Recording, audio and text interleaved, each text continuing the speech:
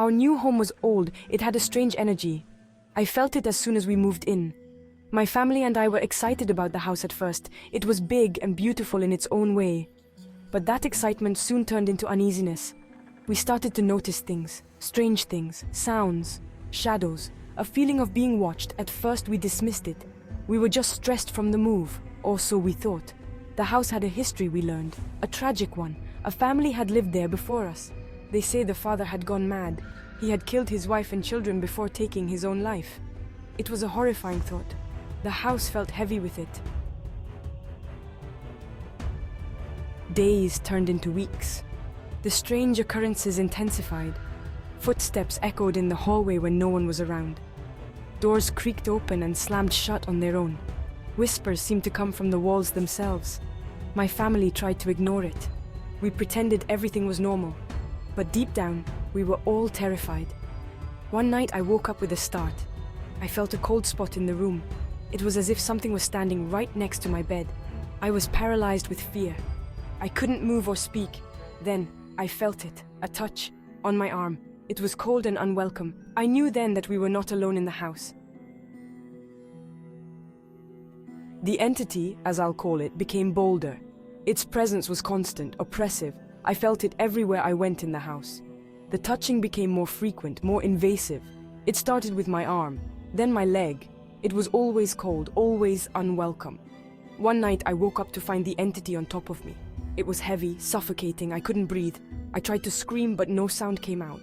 I thrashed against it, but it was no use. It was too strong. It felt like an eternity before the entity finally released me. I lay there, gasping for air. Tears streamed down my face. I was both terrified and completely violated. The encounters continued. Each one was as terrifying as the last, but something strange started to happen. A shift in my feelings. The terror was still there, but it was now intertwined with something else, something unexpected, pleasure. The entity's touch, once so repulsive, began to elicit a physical response from me. It was confusing, shameful. I knew it was wrong. This thing, this entity, it wasn't human. It wasn't capable of love or consent, yet I found myself drawn to it, to its darkness, to its power. Section 5. Seeking answers in the darkness. I was lost in a whirlwind of fear, confusion, and a twisted sort of desire. I craved the entity's touch even as I dreaded it. Sleep offered no escape.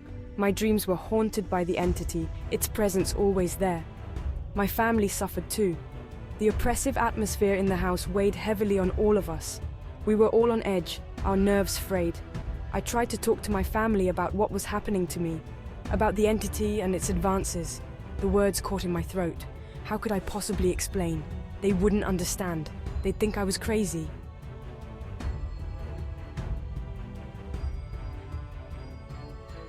Section 6.